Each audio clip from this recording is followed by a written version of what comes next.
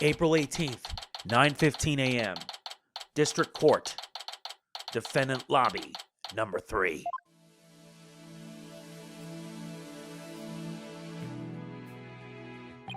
You okay, Athena? You've been really antsy ever since we got here.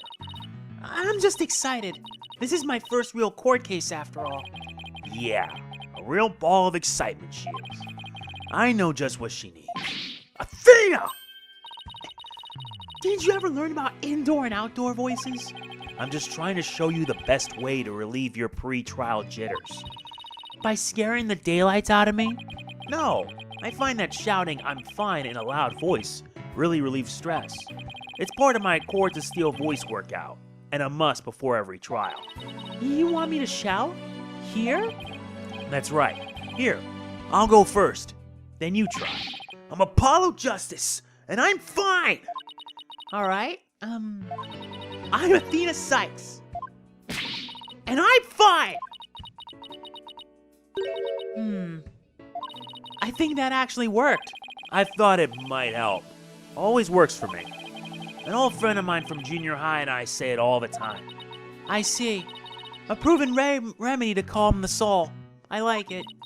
Hey, how about we finish off with a race around the courthouse? The point is to relieve stress, not get totally exhausted. What's with all the racket, you two? Ah, Mr. Wright. Just a little voice workout. Hey, what's with the suit? Oh, this? I was thinking about getting my attorney's badge back, that's all. That's all? That's huge news. But why now? I have a feeling I'll be needed in the courtroom again sometime soon. But we can talk about that another time. No fair. Inquiring minds want to know. But wow. I'm so used to him in his usual laid-back clothes. That suit makes him look like $1 million. By the way, have you heard about the prosecutor's side of the case?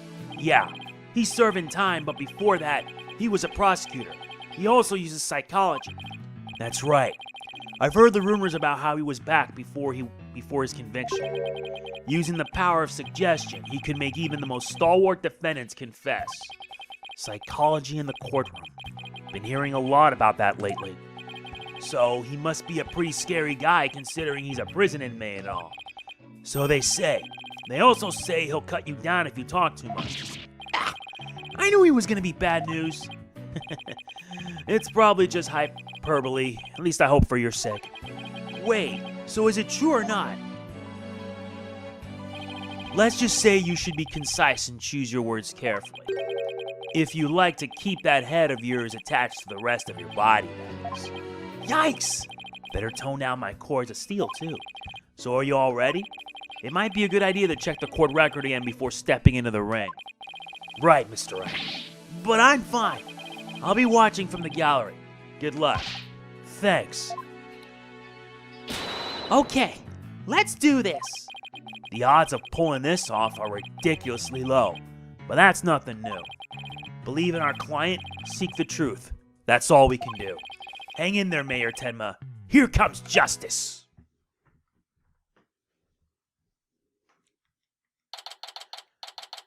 April 18th, 9:30 a.m. District Court. Courtroom number 4. All rise.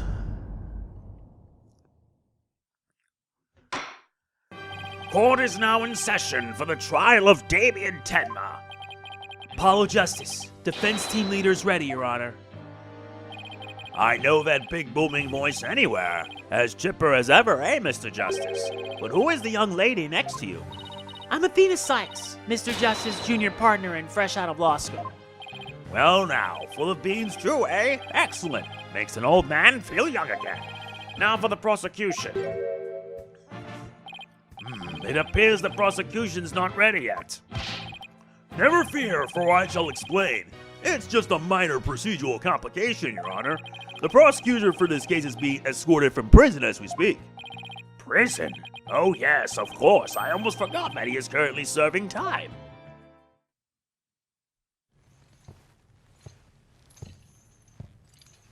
Yup, Prosecutor Blackquill's an inmate.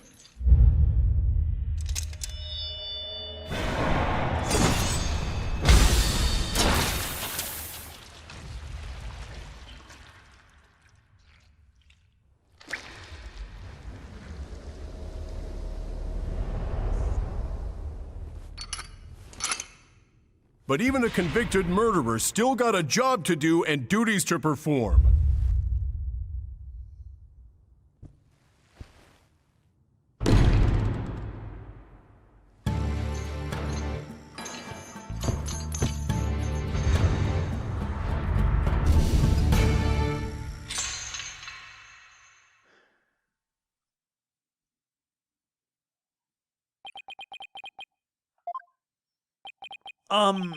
Who's that with his back to us over there? That's him. I'm sure of it. Prosecutor Blackquill. Is the prosecution ready?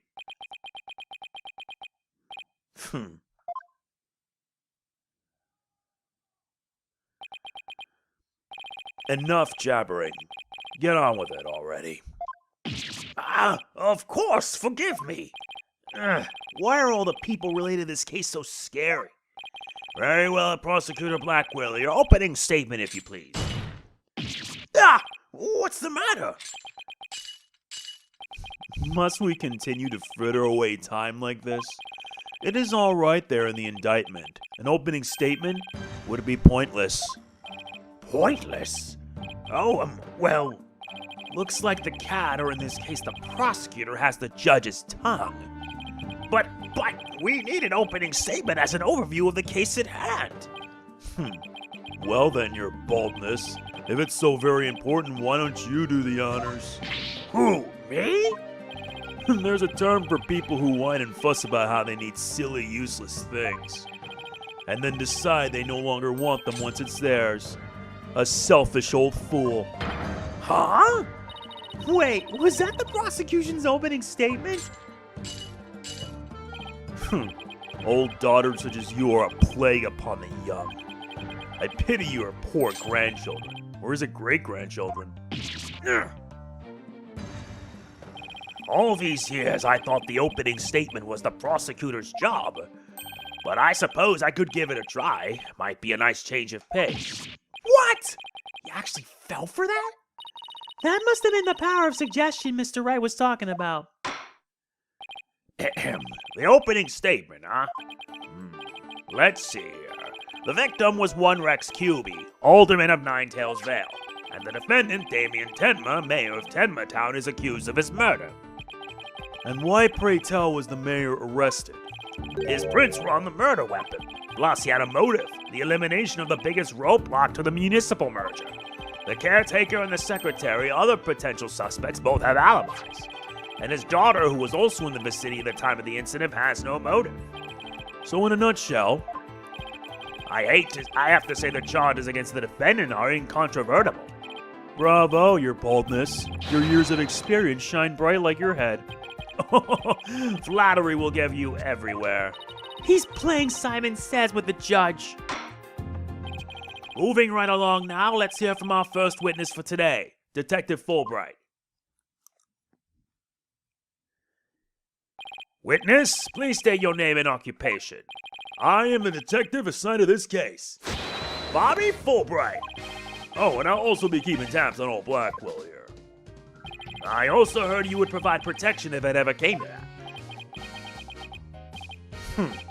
It would seem that I have been sorely underestimated. Wait, who's protecting who from what? Still, I truly believe anyone can turn their life around, even old Blackquill here.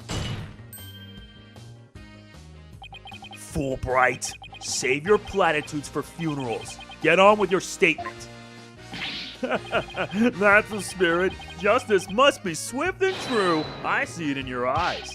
There is hope for your rehabilitation and return to society.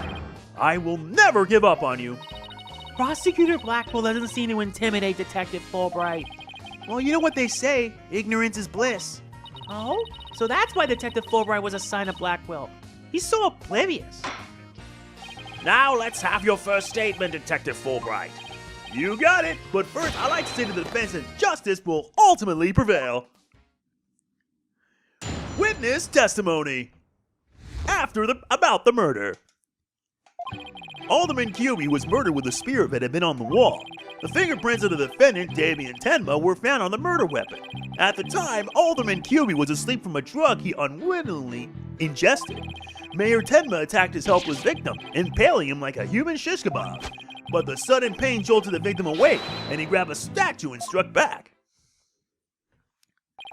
Alderman Cubey had been slipped some kind of sleep-inducing drug? That's right. The accused was scared because the alderman was a former pro wrestler. So he slipped him a drug to make sure he'd be out cold and defenseless. Here's the autopsy report to prove it. And the victim managed to attack his attacker despite being impaled by a spear? That sounds almost superhuman. Is it even possible? Well, he was a former pro wrestler after all. That spear was probably nothing more than a mosquito bite to him. Objection! Not so fast. Don't try to brush it off by saying the alderman had been a pro wrestler. Do you really expect us to believe he could fight back after being skewered by a spear? Never heard of the incredible feats of which man is capable of in a pinch, have you? Like the samurai of yore, wrestlers can battle through intense pain. It sharpens their senses. I used to talk about it with a former wrestler I met at the Clink. I don't know. It still sounds a little far-fetched.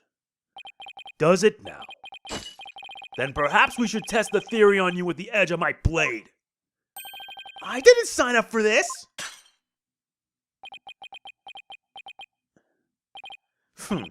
And so your life is spared. For now. Please let those shackles be made of titanium.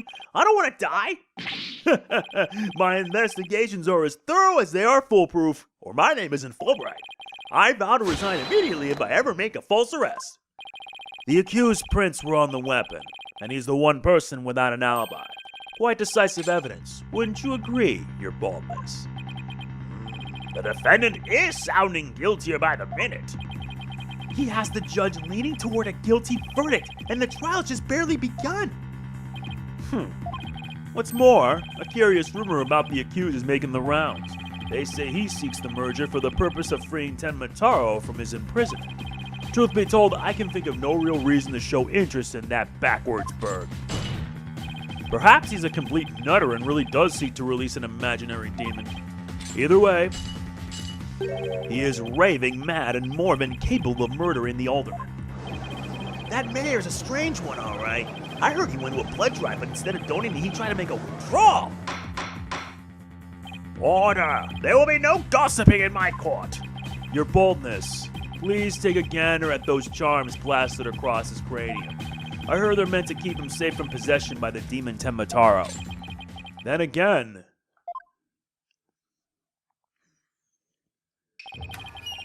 perhaps he's already under the demon's spell.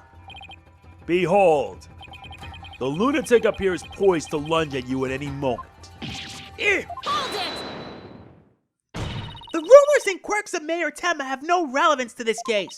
Besides, those charms on his head, they're just a fashion statement, I think. Come to think of it, such things don't seem relevant to the case, do they? The prosecution will refrain from dragging our client's reputation through the mud. Oh, what a dreadfully fearsome lass we have here. Phew, thanks for that lifeline, Athena. Careful, Apollo, he has the judge dancing in the palm of his hand. The power of suggestion is one of the more powerful tools in Simon Blackquill's arsenal. He's trying to manipulate everyone's impressions to suit his objectives. This guy really is bad news. In any case, it seems the victim did manage to defend himself, despite being impaled. What sort of weapon did he use against his attacker? None other than this statue right here. It appears to be a statue of two strange creatures locked in battle. Two yokai to be exact. On one side is the nine-tailed fox, and on the other Tenma Taro. Quite interesting if you think about it. It's as though this very case were rendered in art. Fox and demon statue updated in the court record. Mr. Justice, you may proceed with your cross-examination. Now to see if there's more to this than meets the eye. Alderman Cubey was murdered with a spear that had been on the wall. The fingerprints of the defendant, Damien Tenma, were found on the murder weapon. At the time, Alderman QB was asleep from a drug he unwittingly ingested. Mayor Tenma attacked his helpless victim, impaling him like a human shish kebab. But the sudden pain jolted the victim awake, and he grabbed the statue and struck back. Yeah, it is hard to believe. But I'm presenting this. Objection! Did the alderman really strike the mayor? What? Are you questioning my sense of justice? Your so-called justice needs to find itself a pair of legs to stand on. You claim the alderman struck back after the mayor put a spear through him, but the statue supposedly used to defend himself creates a major hole in your theory. It would appear that the defense has a counter-argument. Very well. Let's hear what the defense thinks is odd about the detective's statue theory. There are no fingerprints. There are no fingerprints on this supposedly crucial piece of evidence. And if you look at the crime scene photo, you'll notice that the alderman isn't wearing gloves. Yes, I believe he is quite gloveless indeed. If he touched the statue with his bare hands, he should have left some fingerprints. Detective Fulbright, you did take that into account during your investigation, didn't you? Ah! This can't be happening! Did I arrest the wrong man?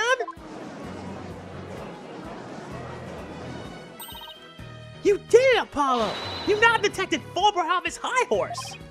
Well, it's just 1 point in our favor. Who do you suppose clubbed the mayor if it wasn't the alderman? Well, if it wasn't the alderman, that means someone else must have clubbed the mayor. You mean there was a third party there in the Fox chamber? Exactly. And this could be the big break we've been looking for. There does seem to be a hole in the prosecution's argument. Prosecutor Blackquill, would you care to respond to the defense's assertion? The least you could do is look at me while being dismissive. Your mind is as dull as an unhoned blade, Justice Dono. Justice Dono? He's been watching too many samurai flicks. It'll take far more than that to cut down Simon Blackquill. A whelp such as you has no hope against my superior swordsmanship. This is a trial, not a sword fight, Professor Blackquill. There is a perfectly good explanation for the lack of prints on the statue. You might recall that blood-stained cloth found at the scene of the crime. Well, it just so happens that the blood was the mayor's. So, what are you getting at? Own your mind, boy. Why was there blood on that cloth? Solve the riddle and you shall see that the hole you thought you found is but an illusion. Now let's see. How was that cloth used? Was it used to wrap the statue? Maybe the alderman wrapped the statue in the cloth. In short, he wasn't touching the statue directly when using the strike back at the mayor. Ah! Precisely. Bully for you, boy. It was nothing.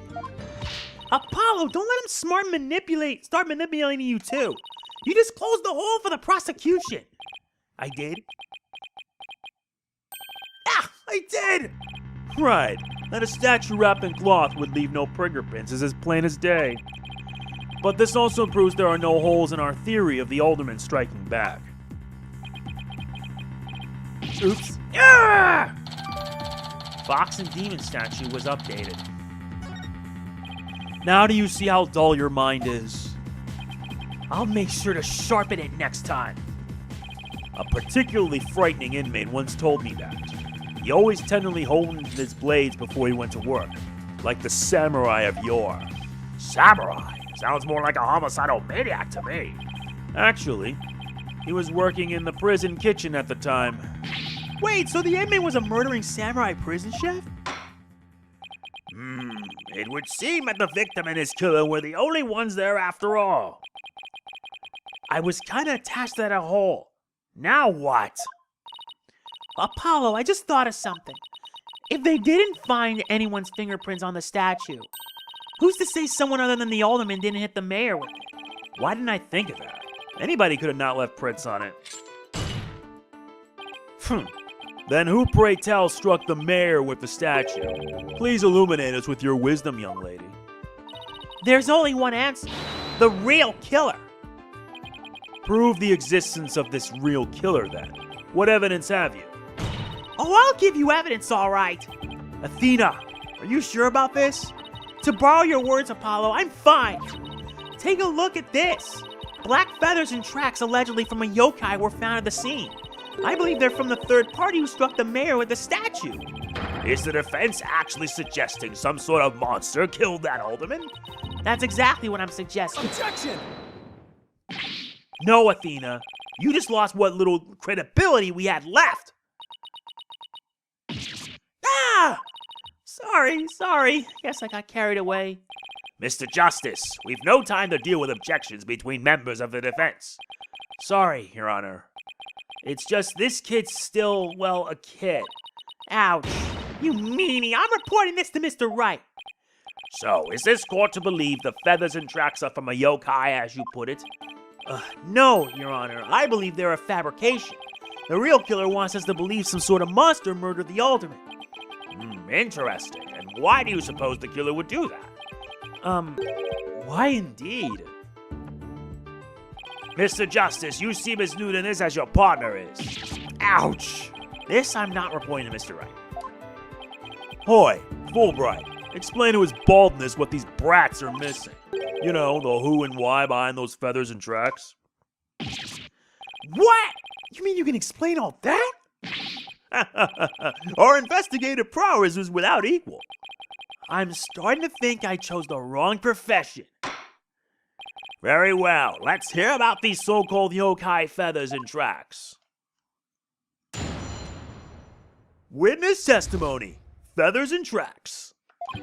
This entire case centers on one man's attempt to crush opposition to the municipal merger. Mayor Tenma panicked when the amazing Ninetales helped embolden the protesters, so he stoked the villagers' fears by fabricating a monster. The strange feathers and tracks he planted made it look like a yokai was the killer. Those feathers and tracks stoked the villagers' fears? Absolutely. He knew exactly how to prey on their superstitious minds. Those feathers only gave way to the idea that the alderman was slain by a demon. The accursed demon Tenma Taro, that is. Tenma who? Tenma Taro, the legendary demon locked away in the village's forbidden chamber. From a young age, the villagers are taught to fear the great black-feathered demon, and thus were they blinded to other more plausible explanations. Hold it! Hold on for a second. Before we start letting our imaginations run wild, isn't there someone else that could be considered a suspect? Mr. Justice, please explain yourself. On the day of the incident, there was a special event held at QB Manor. And as part of this event, there was someone dressed in the likeness of Tenma Taro. Obviously, this person is a much more likely suspect than any legendary demon. Objection!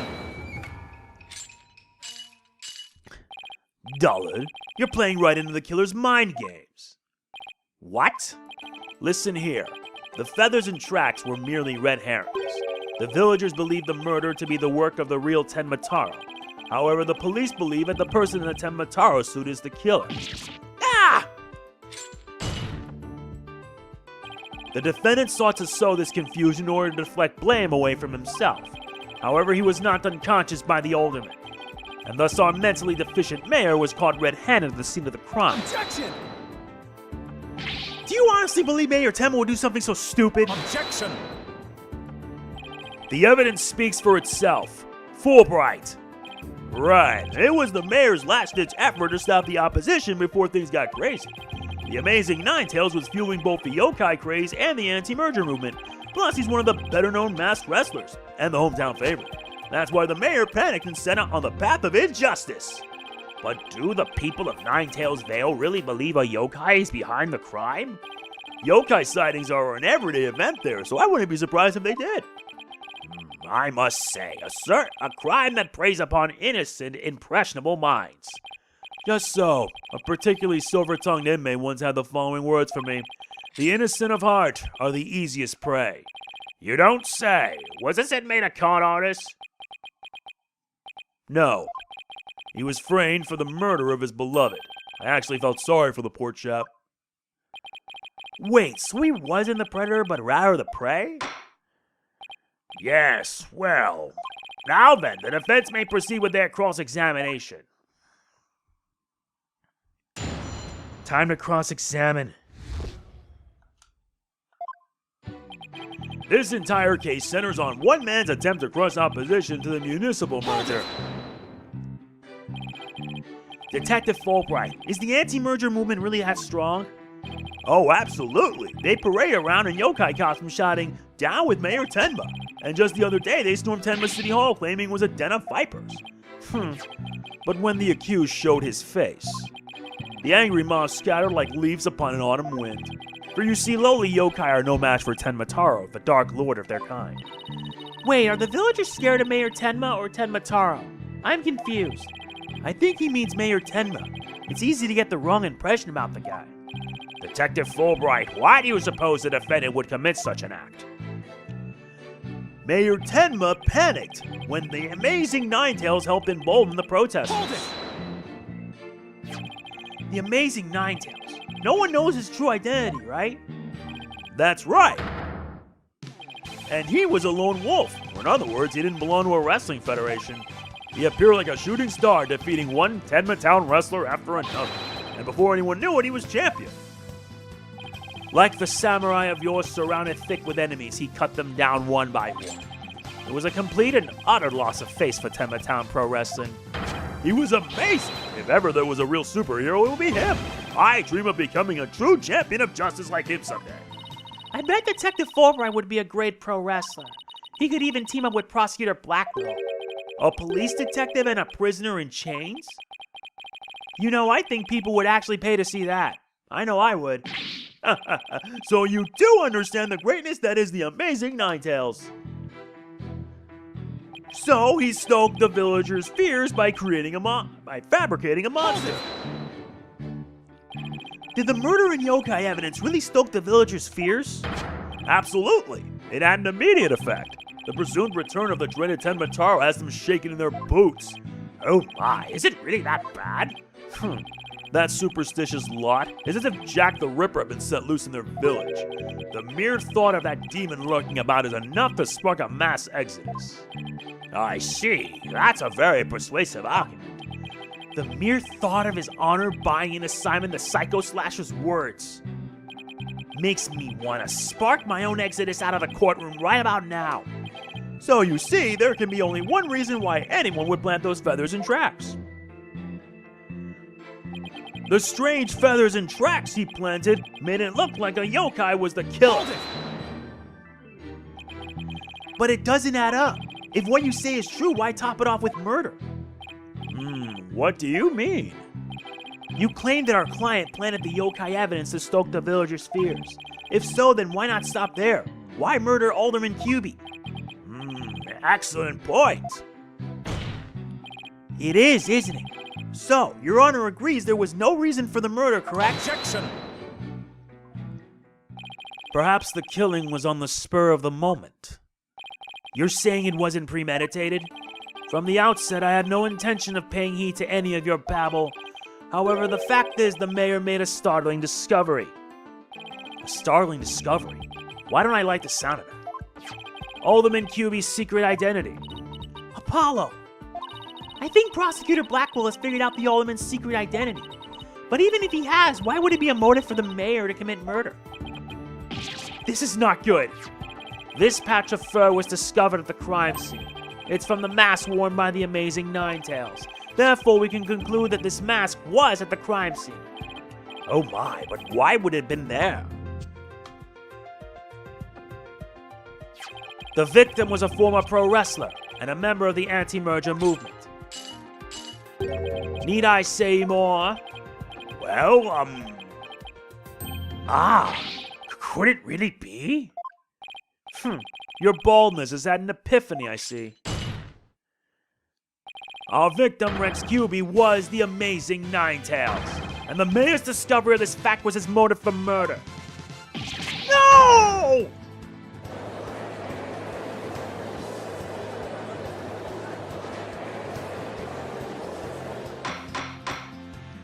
Order! Order! What a shocking development. motive clearer than crystal clear.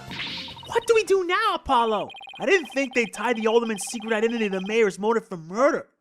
At last, we've reached my real point. Why did the Alderman have to forge a secret identity? Does it not pique your interest, your boldness? I admit it does. It is odd that he had to create this other persona, just to secretly participate in the anti-merger movement. Very astute of you, your boldness. Right, now take a look at this. If you value your dearest life, you will merge Ninetails' Vale with Tenma Town. This blackmail letter was found in Alderman QB's pocket. What? At present, the Alderman's wife is in the hospital, and that letter is clear evidence the mayor was blackmailing him by threatening her life. Wait, didn't the blackmail letter sent to Mayor Tenma go missing? Right after the Alderman's murder? You think maybe the killer took the letter from the mayor after the murder and planted it in the Alderman's pocket? It's possible, but we don't have any proof that that's what happened. Talk about being up the creek without a paddle.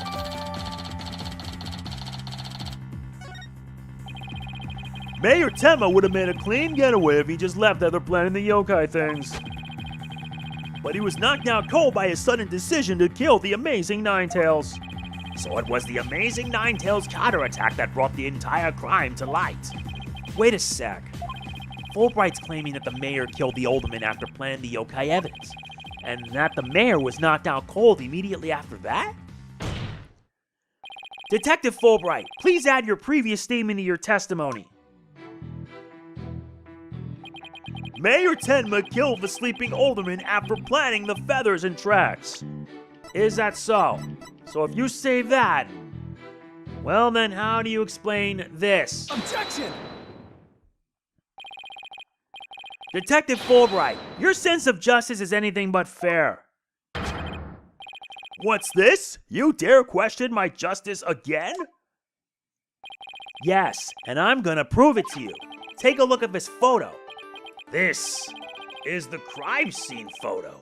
And just what does this prove? It proves when the feathers and tracks were planted. But I already told you, they were planted before the murder. The defendant planted the yokai evidence, then was knocked out while killing his victim. But that would be impossible. If you look right here, it's clear when the feathers and tracks were left at the scene. Right around here. Take that! Aren't you just pointing to the yokai feathers and tracks, Mr. Justice? Yes! See how the feathers are on top of the blood, and the tracks were made in blood? In other words, the yokai evidence could have only resulted after the murder. Then the mayor must have planted the evidence after killing the Alderman. But you said it yourself. The mayor had been knocked unconscious thereafter. There would have been no time for him to plant any evidence at all. Therefore, there must have been someone else besides the mayor and the Alderman at the crime scene. Ah! There must be some mistake!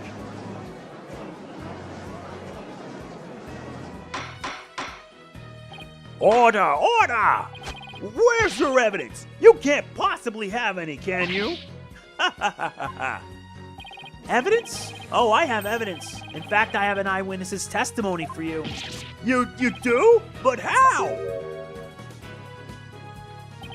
Was my vaunted sense of justice really just half-baked? He's taking this really hard. Mr. Justice, what is this testimony regarding a third party that you claim to have? I have it right here, Your Honor. It's the sworn testimony of Mr. Tenma's daughter. The witness, Jinxie Tenma, saw a yokai in the hallway after stumbling upon the scene. It was the demon Tenma Taro.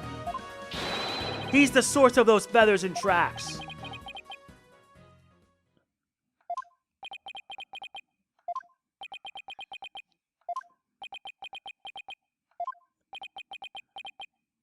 Will somebody please say something? The defense will explain to the court exactly what he means. You dare to mock this court and justice itself? You're unfit to bear your name, boy. Your boldness, it appears our defense attorney here is delirious from exhaustion. Hold it! Apollo, think of something! Quick, before you're held in contempt of court! What do you think I'm trying to do? Before you decide whether I should step down, please, hear me out. Very well, Mr. Justice, I'm all ears, but you had better explain yourself well. What was this yokai you were talking about? It's all in this statement here. Jinxie Tenma asserts that she saw Tenma Taro after she discovered the crime scene and called the police. She came around a corner in the hall. It was around here. That she saw Tenma Taro fleeing toward the foyer. The defense asserts that whoever was impersonating this monster is the one who left those feathers and tracks behind, intentionally or otherwise. What? How incredibly unjust! Why haven't I heard about this before? The defense just proved there was someone else. So the mayor isn't the killer? Was it all a setup? The prosecutor is a convicted felon after all. Paulo, the momentum has shifted in our favor. Good. Now let's keep it that way. Objection!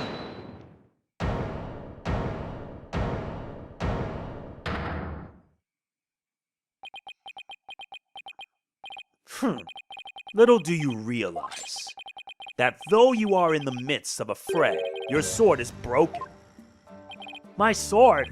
I didn't know I had one to break. Are you implying there's a problem with my claim? Consider this. If that yokai impersonator had indeed fled toward the foyer, that fool and that fop would have seen him. Fool and fop? Oh, you mean Filch and LaBelle. Now that you mention it. Both Phineas Filch and Flora and LaBelle were in the foyer at the time, but they haven't stated that they saw a yokai, have they? Did you ever consider that yokai was but a figment of that scared little girl's imagination? Ugh. Why didn't those two see the Tenma Taro impersonator pass by? Why don't we ask them ourselves? I was just about to say that myself. No, really, I was. The defense would like to call Mr. Phineas Filch, caretaker of QB Manor, to the stand. I just know he must have seen something. I suppose we can't ignore the fact that the little girl believes she saw a monster. I trust you have no objections to Mr. Justice's request, Prosecutor Blackquill. I understand that Mr. Filch is enjoying a nap out in the lobby. I knew that Tanuki was a rare find, but when we captured him, I didn't think he'd end up a witness. Do with him as you will. Did he just say captured? No, wait, I don't want to know. Very well then, bailiff, please go wake Mr. Filch and escort over the witness stand. Will the witness state his name and occupation, please? The name's Filch. Phineas Filch, caretaker of QB Manor. Oh, and this is for you, your lordship. Just a little something I thought you might like. Oh my, what a fabulous pair of shoes. And your honor will do just fine, Mr. Filch. Ah, it's those shoes again. Don't they belong to Detective Fulbright? Don't tell me Phil stole them again. They're all yours, your honorship, sir. What? Well, they seem awfully expensive. Yup, too expensive for me, but I reckon they'd be perfect for someone like your honorship.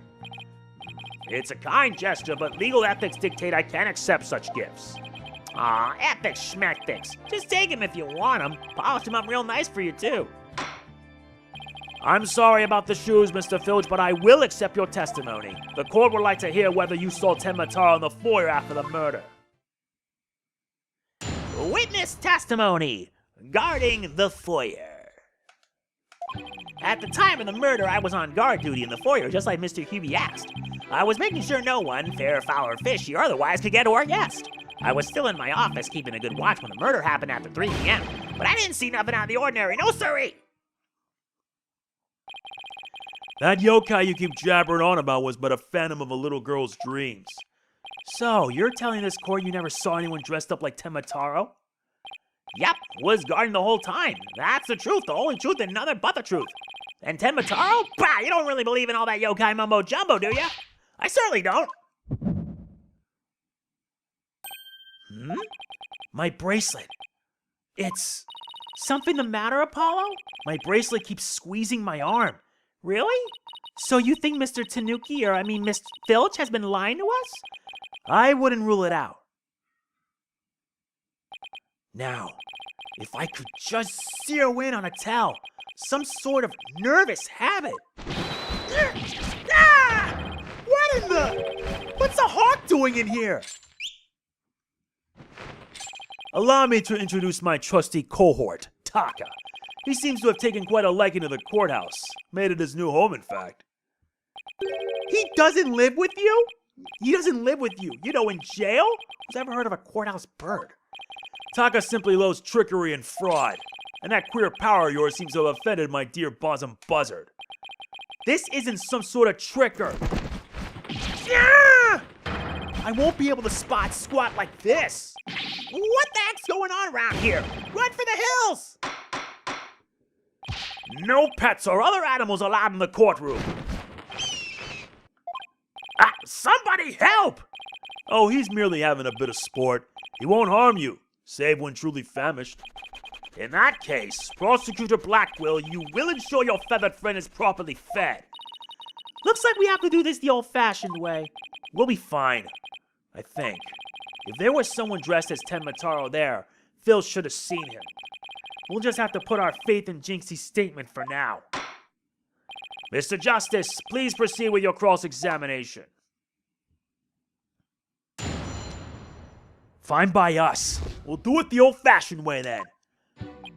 At the time of the murder, I was on guard duty in the foyer, just like Mr. QB asked.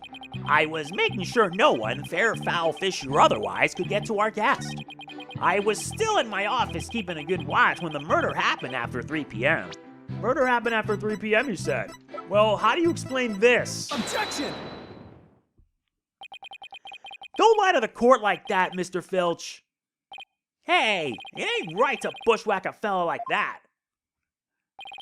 Unfortunately for you, I have evidence that proves you're lying. If you look at this TV listing here, you'll see that at the time of the crime, there was a pro wrestling match scheduled. Something you never miss. Ah! I didn't watch that one. No, sorry. I was doing my job like I was supposed to. This guy doesn't know when to give up. Mr. Filch, someone even circled the match. It was you, right? Yikes! Not only that, you even told me you watched it. You said, and I quote, "It was a complete disaster." Ugh.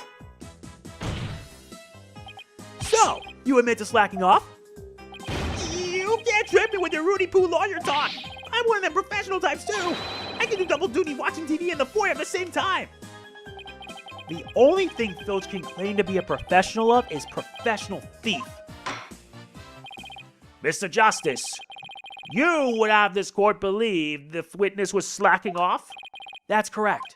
He claims to have been watching TV and the foyer at the same time. But that's nothing but a bald-faced lie. Bald, you say? But I'm not the one who's lying. Perhaps you meant the witness, Mr. Justice. And in that case, let's see what evidence you can offer. You claim Mr. Filch is lying about watching TV in the foyer simultaneously. Now prove it. Sure, this diagram. Please take a look at the direction the TV is facing in this diagram. Now, unless Mr. Filch has eyes where his right ear should be, I think it would be impossible to watch the foyer entrance and the TV at the same time. Why, yes, someone watching TV there couldn't possibly see the entrance. Exactly. And that means, Mr. Filch, you were slacking off and were not watching the foyer as you claim. Yeah, the backside of the cat. I mean, other way around.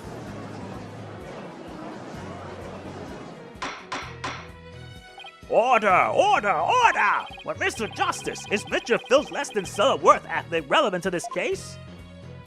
It's very relevant because while he was slacking off watching TV, there really could have been a Tenma Taro impersonator in the foyer. Objection! What now? Granted, this Tanuki was lax in his duties, but he still had the foyer entrance covered. What are you talking about? This. I'm not a mind reader. Ah! Auditory sense. His eyes may have been slacking off, but his ears were still hard at work. Right, Tanuki? They were? Yes, they were. But you already admitted to slacking off. Now you say you weren't? My eyes might be lazy, but my ears ain't. I would have heard anyone in the foyer, eh? You see, the foyer floor and stairway get all creaky squeaky when someone walks on them.